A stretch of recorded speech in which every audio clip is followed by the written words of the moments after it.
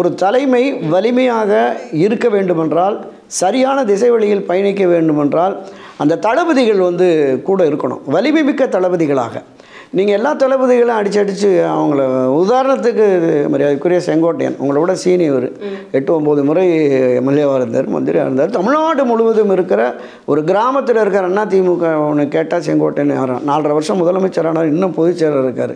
ஒரு கிராமத்தில் நடக்கிற ஒரு சாதாரண கூட்டத்தில் கூட எடப்பாடி பழனிசாமின்னா இப்போ தான் ஒரு கட்சியில் பொதுச் செயலராக இருக்கிறாரான்னு கேட்கக்கூடிய அளவில் தான் இருக்குது. நான் என் கண்ணாட பார்த்தேன். உத்தமபாளையம் பக்கத்தில் அம்மாவட்டின்னு ஒரு சிறு கிராமம். அங்கே பெரிய அளவில் கட் அவுட்டு வச்சுருக்காங்க. ஜெயலலிதா எம்ஜிஆர்லாம் இருக்குது, பக்கத்தில் ஒரு முகம் இருக்குது. இவர் யான் இவர் தான் முதலமைச்சராக இருந்த எடப்பாடி பழனிசாமி அப்படின்னு அந்த சதுரத்தில் உட்காந்து பேசிகிட்டு இருக்காங்க. ஒரு சின்ன கிராமம், அம்மாவட்டிங்கிற கிராமம்.